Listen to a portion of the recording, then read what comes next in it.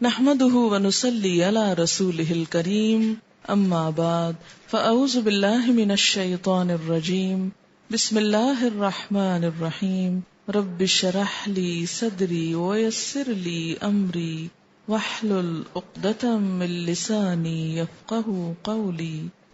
سنت پر عمل کرنا واجب ہے۔ اللہ تعالی کے احکامات کی طرح رسول اللہ صلی اللہ علیہ وسلم کے احکامات بھی واجب الاتباع ہیں۔ شریعت میں سنت رسول صلی اللہ علیہ وسلم اور کتاب اللہ کے احکامات ایک ہی درجہ رکھتے ہیں۔ حضرت ابو ہریرہ رضی اللہ تعالی عنہ اور حضرت زید بن خالد جہنی رضی اللہ عنہ سے روایت ہے کہ ایک دیہاتی رسول اللہ صلی اللہ علیہ وسلم کی خدمت میں حاضر ہوا اور عرض کیا، یا رسول اللہ صلی اللہ علیہ وسلم، میں آپ کو اللہ کی قسم دیتا ہوں کہ میرا فیصلہ کتاب اللہ کے مطابق کیجیے۔ مقدمے کا دوسرا فریق زیادہ سمجھدار تھا۔ اس نے عرض کیا، ہاں یا رسول اللہ صلی اللہ علیہ وسلم، ہمارے درمیان کتاب اللہ کے مطابق ہی فیصلہ فرمائیے، لیکن مجھے بات کرنے کی اجازت دیجیے۔ آپ نے فرمایا، اچھا بات کرو۔ اس نے عرض کیا، میرا بیٹا اس شخص کے گھر نوکر تھا، اس نے اس کی بیوی سے زنا کیا۔ لوگوں نے مجھ سے کہا، تیرے بیٹے کے لیے رجم کی سزا ہے۔ میں نے اس کے بدلے 100 بکریاں صدقہ کی اور 1 لونڈی ادا کی۔ پھر میں نے علماء سے پوچھا تو انہوں نے کہا، تیرے بیٹے کے لیے 100 کوڑوں کی سزا اور 1 سال کی جلاوطنی ہے، اور فریق ثانی کی بیوی کے لیے سنگساری کی سزا ہے۔ رسول اللہ صلی اللہ علیہ وسلم نے فرمایا، اس ذات کی قسم جس کے ہاتھ میں میری جان ہے، میں تمہارے درمیان کتاب اللہ کے مطابق ہی فیصلہ کروں گا۔ اور فریق اول کو حکم دیا کہ اپنی بکریاں اور لونڈی واپس لے لو، تمہارے بیٹے کے لیے 100 کوڑے اور سال تک جلاوطنی کی سزا ہے۔ پھر ایک صحابی حضرت انیس کو حکم دیا کہ تم کل اس عورت سے جا کر پوچھو، اگر وہ زنا کا اقرار کرے تو اسے سنسار کر دو۔ حضرت انیس اگلے روز گئے، عورت نے اقرار کیا تو نبی صلی اللہ علیہ وسلم کے حکم سے وہ سنسار کر دی گئی۔ اسے بخاری اور مسلم نے روایت کیا ہے۔ اس میں آپ دیکھیے کہ قرآن پاک میں کہیں بھی نہیں لکھا ہوا کہ شادی شدہ زانی کی سزا سنسار کرنا ہے، لیکن آپ صلی اللہ علیہ وسلم کا فیصلہ جو تھا اس کے مطابق عمل ہوا۔ تو اس سے کیا پتہ چلتا ہے کہ اسلامی قانون میں آپ صلی اللہ علیہ وسلم کا حکم ایسا ہی ہے جیسے قرآن کا حکم ہو۔ گمراہی سے بچنے کے لیے کتاب اللہ اور سنت رسول صلی اللہ علیہ وسلم دونوں کی پیروی کا حکم ہے۔ جو عمل سنت رسول صلی اللہ علیہ وسلم کے مطابق نہ ہو وہ اللہ تعالیٰ کے ہاں قابل قبول نہیں۔ دینی مسائل میں نبی صلی اللہ علیہ وسلم کی بذریعہ وحی رہنمائی کی جاتی، جس کی اطاعت اللہ تعالیٰ کے حکم کی طرح ہی واجب ہے۔ یعنی جب کوئی مسئلہ پیش آتا تھا اور اس کا حکم قرآن میں نہیں لکھا ہوتا تھا تو آپ کیسے فیصلہ فرماتے؟ وحی کے مطابق۔ اور بسا اوقات جب وحی نہیں آتی تھی، آپ خود سے فیصلہ فرما دیتے تو وحی کے آنے پر اگر اس کی اصلاح ہوتی تو آپ اپنے فیصلے کو بھی بدل دیتے تھے۔ اس کی ایک مثال، اور وہ کیا کہ ایک خاتون آپ صلی اللہ علیہ وسلم کے پاس اپنے شوہر کی شکایت لے کر آئیں، اور وہ کیا تھی کہ میرے شوہر نے مجھ کو مارا ہے، تو مجھے کیا کرنا چاہیے؟ وحی الہی میں قرآن میں اس کا کوئی حکم نہیں تھا۔ آپ نے انصاف کے تقاضے کے تحت کیا حکم دیا کہ جاؤ اور تم بھی بدلہ لے لو، تم بھی مار سکتی ہو۔ لیکن ابھی وہ عورت جا نہ پائی تھی کہ وحی الہی سے اس کی تردید آ گئی اور اس کو روک دیا گیا۔ آپ صلی اللہ علیہ وسلم نے فرمایا، اردنا شیئا واراد اللہ شیئا آخر، ہم نے ایک چیز چاہی اور ایک چیز اللہ تعالیٰ نے چاہی، اور جو اللہ نے چاہا وہی اصل حکم ہے۔ تم اپنے شوہر کو مارو گی نہیں، مارنے سے روک دیا۔ ایسی کئی اور مثالیں بھی ملتی ہیں کہ جس میں آپ صلی اللہ علیہ وسلم نے کسی شخص کو ایک کام کا حکم دیا کہ وحی الہی سے اس کی تردید آ گئی اور آپ نے اس کو روک دیا۔ اس کی وجہ کیا ہے؟ اس کی وجہ یہ ہے کہ آپ صلی اللہ علیہ وسلم براہ راست اللہ تعالی کی نگرانی میں کام کر رہے تھے۔ جو کچھ بھی لوگوں کو سکھا رہے تھے اللہ تعالیٰ کے حکم سے سکھا رہے تھے. اور قرآن میں یہ بھی آتا ہے کہ وما ينطق عن الهوى ان هو الا وحی یوحی، کہ آپ اپنی خواہشات کی باتیں نہیں کرتے، اپنی مرضی کے فیصلے نہیں سناتے رہتے. آپ جو بتاتے ہیں وہ دراصل وحی الہی پر مبنی ہوتا ہے. اور جہاں کہیں کوئی کمی بیشی ہوئی وہاں فوراً اللہ تعالیٰ نے مداخلت کی. مثلاً ایک اور واقعہ جنگ احد میں جب آپ صلی اللہ علیہ وسلم کا چہرہ مبارک زخمی ہوا، آپ کا دانت شہید ہوا اور آپ کے چہرے سے خون بہہ رہا تھا، تو آپ نے اس وقت ایک بات فرمائی تھی کہ وہ قوم کیسے فلاح پا سکتی ہے جو اپنے نبی کو زخمی کر دے. قرآن پاک میں اللہ تعالیٰ فرماتے ہیں سورۃ آل عمران 128 لیس لک من الامر شیء او یتوب علیہم او یعذبہم فانہم ظالمون. یعنی فیصلہ آپ نہیں کریں گے، وہ تو اللہ کرے گا، چاہے ان کو معاف کر دے یا ان کو عذاب دے. ایسا ہوا کہ ان میں سے بعض لوگ مسلمان ہو گئے بعد میں، اور اس کی ایک بڑی مثال آپ کو یاد ہوگی خالد بن ولید، اور ان کے علاوہ اور لوگ بھی، ابو سفیان خود. اور اسی طرح بہت سے لوگ ایسے تھے جو مسلمان نہیں ہوئے اور کفر کی حالت میں ہی فوت ہو گئے. اب اللہ کا فیصلہ ہے، جو چاہے ان کے ساتھ معاملہ کرے. ہمیں تو ویسے بھی حق نہیں کہ کسی کے بارے میں جنتی یا جہنمی ہونے کا دنیا میں ہم فیصلہ کریں. آپ کو یاد ہوگا قرآن پاک میں ایک آیت ہے حضرت نوح علیہ السلام کے بارے میں، جس میں اللہ تعالیٰ فرماتے ہیں وَاصْنَعِ الْفُلْكَ بِأَعْيُنِنَا وَوَحْيِنَا. کشتی بناؤ کس طرح؟ ہماری نگاہوں کے سامنے اور ہماری وحی کے مطابق. اچھا، پھر آپ دیکھیں حضرت موسیٰ اور ہارون علیہ السلام کے لیے کیا فرمایا اللہ تعالیٰ نے؟ اذهبا الى فرعون انه طغى، اور وہ ساری بات، اور پھر فرمایا کہ میں تمہارے ساتھ ہوں، اسمع و ارا، سن بھی رہا ہوں اور دیکھ بھی رہا ہوں، میری تائید تمہارے ساتھ ہے. تو اس سے کیا پتہ چلتا ہے کہ پیغمبر براہ راست اللہ تعالیٰ کی نگرانی میں ہوتے ہیں. جیسے ایک صورت میں آتا ہے وَتَقَلُّبَكَ فِي السَّاجِدِينَ، ہر انسان اللہ کی نگاہ میں ہے، لیکن پیغمبروں کا عمل خاص طور پر اللہ کی نگاہ میں کس طرح ہے کہ اگر اس میں کچھ کمی بیشی ہو جاتی ہے تو ساتھ ہی اصلاح ہو جاتی. ہمارا کیا معاملہ ہے؟ اگر ہم کوئی غلطی کرتے بھی ہیں تو ہمیں نہیں پتا چلتا کہ ہم نے کہاں غلطی کی اور کہاں نہیں کی. ہمارا معاملہ آخرت تک مخفی ہے. لیکن پیغمبر چونکہ سب لوگوں کے لیے رہنما ہوتے ہیں اور اللہ تعالیٰ نے خود حکم دیا ہے لَقَدْ كَانَ لَكُمْ فِي رَسُولِ اللَّهِ أُسْوَةٌ حَسَنَةٌ، تمہارے لیے اللہ کے رسول صلی اللہ علیہ وسلم کی زندگی میں بہترین نمونہ ہے. لہٰذا اگر کہیں ان سے کوئی کمی بیشی ہوتی ہے تو اس کی فوراً اصلاح کر دی جاتی. سورۃ التحریم میں آتا ہے آپ صلی اللہ علیہ وسلم کو شہد پسند تھا، کسی وجہ سے آپ نے اس کو اپنے لیے حرام کیا تو اللہ تعالیٰ نے فوراً مداخلت کی، یا ایھا النبی لم تحرم ما احل اللہ لک. تو اس سے کیا پتہ چلتا ہے کہ نبی اپنی مرضی سے کسی چیز کو حرام نہیں قرار دیتے. اگر قرآن کی آیت میں کوئی چیز حرام نہ بھی ہو اور حدیث میں وہ چیز حرام قرار دی جا رہی ہو تو وہ بھی نص شمار ہوگی اور حرمت کا سبب ہوگی.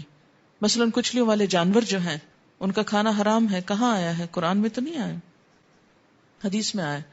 تو ایسی تمام چیزیں جو آپ صلی اللہ علیہ وسلم نے حرام کی اور اس کی تردید میں کوئی آیت یا کوئی اللہ تعالی کی طرف سے حکم نہیں آیا تو اسلامی شریعت میں، اسلامی قانون میں اس کو بھی حرام مانا جائے گا. اور جس کو آپ نے حلال قرار دیا، خواہ قرآن میں اس کا ذکر نہ بھی ہو، اسے حلال قرار دیا جائے گا اور ہمیں اس کے مطابق حلال اور حرام کو قبول کرنا ہوگا، کیونکہ قرآن پاک ہی میں آپ صلی اللہ علیہ وسلم کا سٹیٹس بتایا گیا. الاعراف 157 میں آتا ہے یأمرہم بالمعروف، وہ ان کو نیکی کا حکم دیتا ہے، وینہاہم عن المنکر. آپ نے یہ کیا تھا نا کہ نہیں کیا تھا؟ آپ صلی اللہ علیہ وسلم کے فرائض میں سے یہ تھا نا، کیا؟ نیکی کا حکم دینا، برائی سے روکنا. وَيُحِلُّ لَهُمُ الطَّيِّبَاتِ، ان کے لیے پاکیزہ چیزیں حلال کرتے ہیں. وَيُحَرِّمُ عَلَيْهِمُ الْخَبَائِثَ، اور ناپاک چیزیں ان کے لیے حرام کرتے ہیں. وَيَدَعُ عَنْهُمْ إِسْرَهُمْ، اور ان سے ان کے بوجھ ہٹاتے ہیں جو پابندیاں خود سے لوگوں نے لگا رکھی تھی. وَالْأَغْلَالَ، اور طوق، الَّتِي كَانَتْ عَلَيْهِمْ، وہ جو ان کے اوپر جکڑے ہوئے تھے. تو اس سے کیا پتہ چلتا ہے کہ پیغمبر کے منصب میں ہے یہ بات، اور اس کو حق دیا گیا ہے کچھ چیزوں کو حلال کرنے کا اور کچھ کو حرام کرنے کا. اور یہ صرف قرآن میں نہیں، قرآن کے علاوہ بھی ہے. بسا اوقات وہ قرآن کی مزید تفصیل ہے، اس کی تحدید ہے. تحدید کا کیا مطلب ہوتا ہے؟ اس کو اسپیسیفک طریقے سے بتانا. تو دین مکمل ہی نہیں ہوتا جب تک اس معاملے میں اللہ کی کتاب کے علاوہ نبی صلی اللہ علیہ وسلم کی سنت کو سامنے نہ رکھا جائے اور قبول نہ کیا جائے. بہرحال یہاں جو انہوں نے مثالیں دی ہیں ان کو دیکھتے ہیں ہم. حضرت جابر بن عبداللہ کہتے ہیں کہ میں بیمار ہوا تو رسول اللہ صلی اللہ علیہ وسلم اور حضرت ابوبکر صدیق رضی اللہ تعالی عنہ عیادت کے لیے تشریف لائے. میں بے ہوش تھا. آپ صلی اللہ علیہ وسلم نے وضو کیا اور وضو کا پانی مجھ پہ ڈالا جس سے میں ہوش میں آ گیا. میں نے عرض کیا یا رسول اللہ صلی اللہ علیہ وسلم، ایک بار حضرت سفیان نے آپ سے پوچھا تھا کہ میں اپنے مال کا کیا فیصلہ کروں. پھر حضرت سفیان نے بتایا کہ آپ صلی اللہ علیہ وسلم نے اس وقت تک کوئی جواب نہ دیا جب تک کہ میراث کی آیت نہ اتری. اسے بخاری نے روایت کیا. یعنی بعض اوقات کیا ہوتا تھا کہ جب کسی خاص چیز کے بارے میں آپ کوئی حکم نہیں جانتے ہوتے تھے، جو خاص قانونی قسم کا حکم ہوتا تھا، تو اپنے رائے سے یا اپنی مرضی سے لوگوں کو کچھ نہیں بتاتے تھے. آپ جو کچھ بتاتے اپنے خاص علم کی بنا پر بتاتے، اور جس بارے میں کوئی خاص علم نہیں ہوتا تھا اس میں خاموشی اختیار کرتے. اس کی ایک تو مثال یہی ہے. ایک اور مثال بھی ہے. قد سمع اللہ قول التی تجادلک فی زوجہا، اللہ نے سن لی اس عورت کی بات جو تم سے اپنے شوہر کے بارے میں جھگڑ رہی تھی. وتشتکی الی اللہ، اللہ سے شکایت کر رہی تھی، اپنے شوہر کی شکایت اللہ سے کر رہی تھی. یہ حضرت خولہ کے بارے میں آیات نازل ہوئی ہیں نا، جن کے شوہر نے ان سے زہار کر لیا تھا. ٹھیک، اس سے پہلے اسلام میں زہار کے بارے میں کوئی حکم موجود نہیں تھا. وہ عورت آپ کے پاس آتی ہے اور جھگڑتی ہے اور روتی ہے اور شکایت کرتی ہے کہ میرے ساتھ یہ ظلم ہوا ہے کہ اس عمر میں میرے شوہر نے مجھے اس طریقے سے طلاق دے دی ہے. یہ طلاق کا ایک طریقہ ہے جس میں صریحاً الفاظ استعمال نہیں ہوتے طلاق کے، لیکن کنایتاً ہوتے ہیں. تو آپ صلی اللہ علیہ وسلم کیا فرماتے کہ میں تمہارے اس مسئلے کے بارے میں کوئی حکم کتاب اللہ میں نہیں پاتا، میں اس کے بارے میں کچھ نہیں جانتا. کہ اتنے میں پھر وہی نازل ہو گئی کہ اللہ نے سن لی اس عورت کی بات، اور پھر وہ قانون دے دیا گیا جس کی مزید جو اپلیکیشن جس طریقے سے ہوئی وہ خود حضور صلی اللہ علیہ وسلم نے کی. اللہ تعالیٰ نے زہار کا قانون اتارا. فرمایا والذین یظاہرون من نسائہم، وہ مرد جو اپنی عورتوں سے زہار کرتے ہیں، ثم یعودون، پھر لوٹ آتے ہیں، یعنی اپنی غلطی کا اعتراف کر لیتے ہیں اور رجوع چاہتے ہیں، لما قالو، جو انہوں نے کہا اس کو واپس لینا چاہتے ہیں. ہے ایک بات ہی جو منہ سے نکلی ہے، اب اس بات کو پلٹانا چاہتے ہیں تو اس کے لیے جرمانہ دینا پڑے گا. کیا؟ فتحریر رقبۃ، ایک گردن آزاد کرنا، ایک غلام آزاد کرنا. من قبل ان یتماسا، اس سے پہلے کہ دونوں ایک دوسرے کو ہاتھ لگائیں، کیونکہ عورت حرام ہو چکی. ذالکم توعظون بہ واللہ بما تعملون خبیر. فمن لم یجد، جس کو گردن نہ ملے، فصیام الشہرین متتابعین، 2 مہینے لگاتار روزے رکھے. من قبل ان یتماسا، مذاق ہے، اور یہ کنایتاً عورت کو اپنے سے الگ کرنے کا انداز ہے. پھر فرمایا فمن لم یستطع، جو روزے نہ رکھ سکے، فاطعام 60 مسکینا، 60 مسکینوں کو کھانا کھلائے. ذالک، یہ کیوں اتنی سخت سزا؟ ہاں، لتؤمنوا باللہ ورسولہ، تاکہ تم ایمان لاؤ اللہ اور اس کے رسول پر. یعنی ایمان کا تقاضا ہے. کچھ منہ سے نکلے ہوئے الفاظ اتنے سخت ہوتے ہیں کہ دنیا میں ان کی تلافی کا جرمانہ اتنا بڑا ہے، تو آخرت میں کیا ہوگا. لیکن جب ہم منہ سے بولتے ہیں نا کچھ، تو ہم نے کبھی نہیں سوچا ہم کیا بول رہے ہیں. وَتِلْكَ حُدُودُ اللَّهِ وَلِلْكَافِرِينَ عَذَابٌ أَلِيمٌ. تو یہاں کافر سے مراد کون ہے پھر؟ جو اس قانون کو توڑے، نہ مانے. اور پھر ساتھ ہی فرمائے ان الذین یحادون اللہ ورسولہ، جو لوگ اللہ اور اس کے رسول کی مخالفت کرتے. صرف اللہ کی نہیں، رسول کی بھی ساتھ کہی گئی. کیوں؟ اس لیے کہ اس قانون کا نفاذ تو آپ نے کیا نا.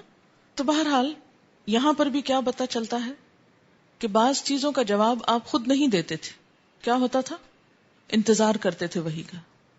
دوسری مثال حضرت سہل بن سعد سے روایت ہے کہ ایک آدمی حضور صلی اللہ علیہ وسلم کے پاس حاضر ہوا اور عرض کیا یا رسول اللہ صلی اللہ علیہ وسلم، اگر کوئی شخص اپنی بیوی کو غیر مرد کے ساتھ دیکھے تو کیا کرے؟ یعنی صرف دیکھے سے مراد یہ نہیں، مراد یہاں زنا ہے.